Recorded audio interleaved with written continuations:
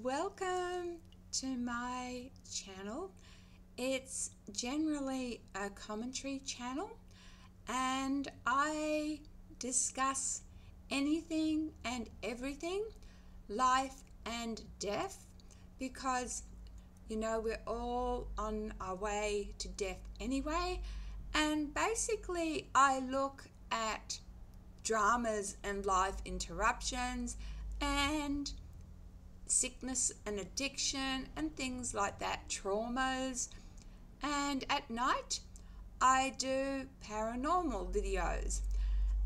Today I have written, so I won't forget. Usually I don't. Usually you just get a speech from me. But today I needed to write this down because I'm getting a little bit on in years and the brain's a bit foggy, can't remember things. Now, today's topic is going to be called violent clients. But really, I guess you could use this in any situation. Say you're at a bus stop and someone suddenly starts to act violently, or you're at a pub and again someone starts to act aggressively or violently. But basically it is for violent clients. So if you're faced with a violent client, or I'm just going to say a violent person, okay, you stay calm, you keep your emotions in check, you adopt a passive and non-threatening body posture, hands by your side with empty palms facing forward. So can you see my palms facing forward but by your side? Body at a 45-degree angle to the aggression. Let the client air their feelings and acknowledge them. Ask open-ended questions to keep the dialogue going. Now there are 6 tips. Number 1, listen. Number 2, remain calm and avoid arguing. Number 3, maintain eye contact. Number 4, know when silence is better. Number 5, avoid judgment. Number 6, do not demand compliance. So, and very most important out of any type of violent situation, never touch the person, because as soon as you touch the person, it's on. So with violence, there's 3 R's: recognize, respond, and refer. So as I said, this is really to do with violent clients. You adjust it to suit your situation. And I'll come back to that because, as I said, this is really to do with violent clients. So with a violent client, you can say, I can see you are really upset, in a nice, calm tone. But in a situation of aggression at a pub where there's violence, if you can get away from it, avoid it, that's the best thing. So as I said, this topic really was for violent clients. But sometimes, we may be in a situation where there's someone acting violent, and the best thing is to avoidance and to try to get away from the scene. And I'm not talking about clients now, because an upset violent client needs and I'm not going to say therapist because that's out of date, the worker, to understand why they are upset. But in a situation of where you're at the pub and someone's violence, that's usually alcohol-fueled violence, so you don't want to, you want to get away from that. And if someone's obviously drunk, just don't look at them, because a drunk person is not thinking rationally, and this is the same with anybody who's under the influence. They're not thinking rationally, and one of the worst things you can do is, go up and confront them or touch them. You touch them, that's an attack. That person sees that as an attack. Never touch someone. I know sometimes, especially working with violent clients, all you want to do is put an arm around them and say, come on, mate, it'll be okay. But that's one of the worst things you can do, because in that person's mind, they're like this, all worked up, and you touch them, that will just escalate the situation. And if you touch them, you'll probably be on the end of a big punch, and you'll be lying down on the ground unconscious. So that's the last thing. That's in any situation. But if you are a worker, you have to deal with the client. If you are a person, just an innocent standby, and someone's acting violent, try to avoid, try to escape. That's your best bet. And I would be ringing up the authorities, but that's your discretion what you do with that. In any violent situation, you do not want to antagonize the person. You don't know why they are violent. With clients, we can't assume that it's a substance abuse. They could have just had something happen to them. And I've been a victim of road rage. And you say, well, how can you escape from road rage? Because here I am preaching at you, run, get away from it. And I, one time, was the victim of road rage, and the perpetrator, followed me until they got it out of their system.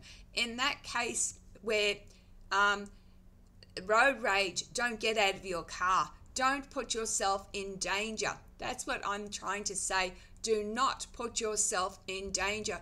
So if you see so we're not talking about clients here. We're talking about someone who is not obviously calm and serene and peaceful. You try and avoid it at all costs.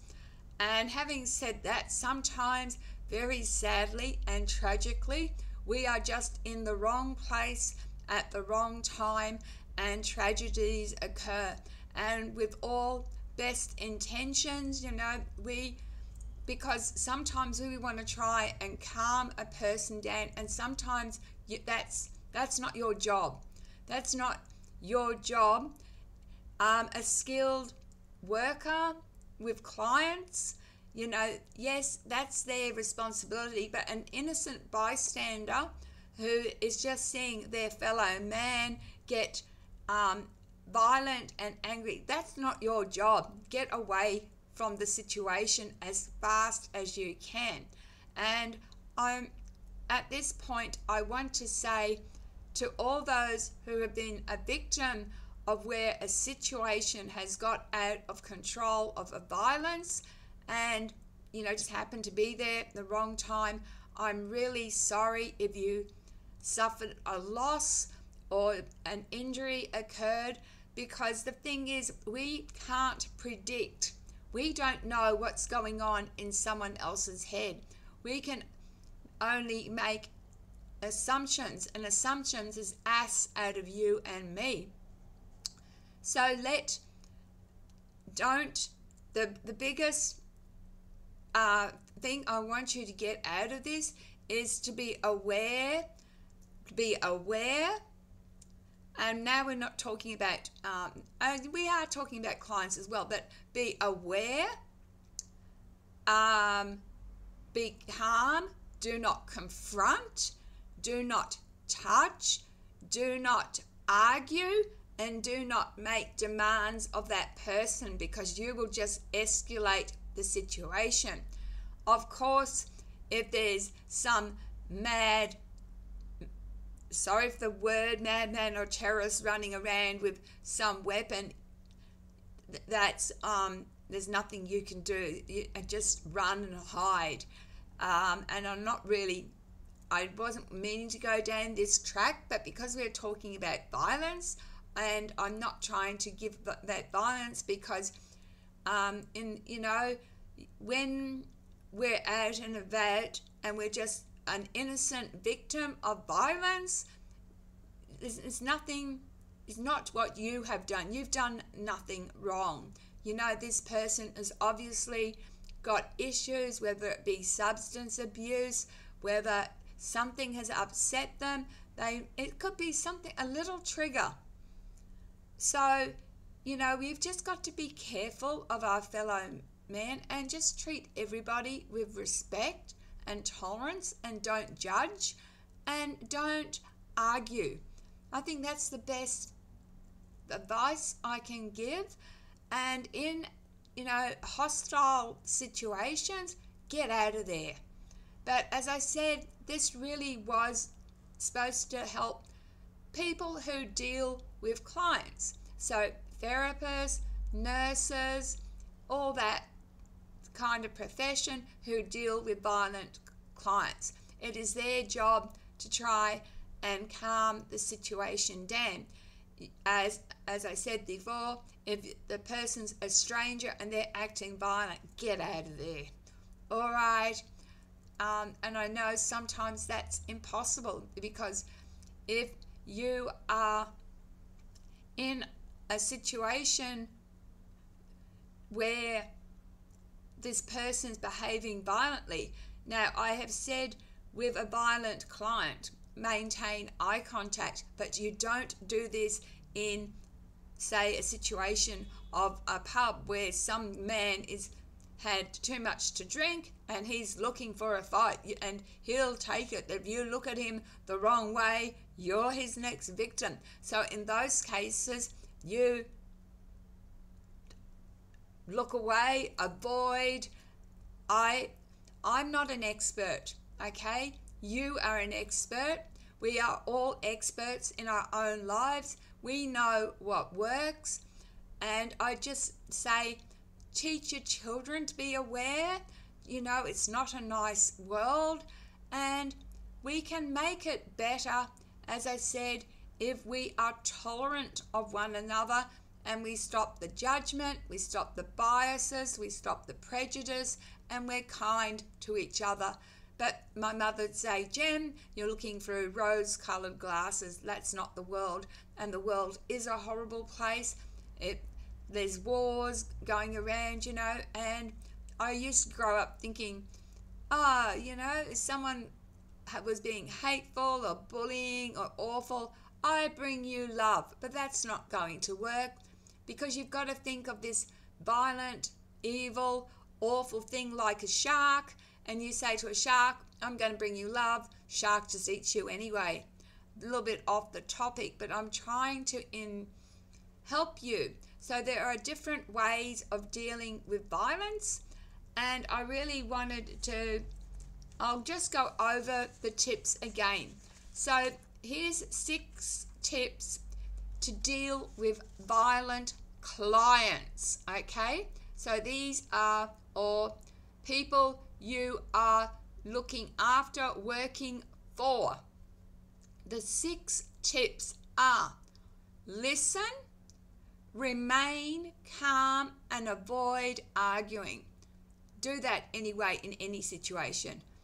3, maintain eye contact. Again, do not do that in any other situation. Number 4, and this is also valid for every situation, know when silence is better. Number 5, avoid judgment. Number 6, do not demand compliance.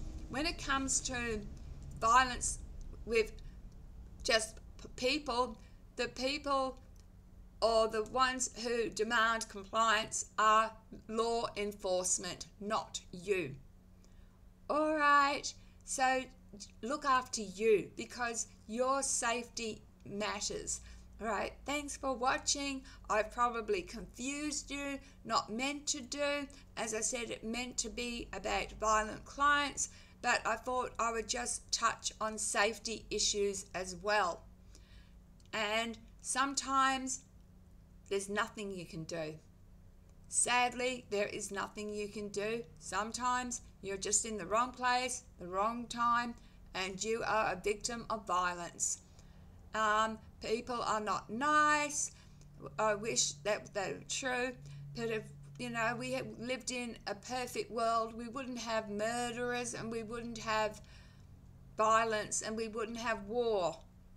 But we don't live in a perfect world and we do have these things. So I'm sorry I'm a little bit off topic, but I really needed to go a little bit off topic to try and balance things and, to let you all know that about being aware, being blind to situations are going to get you into trouble.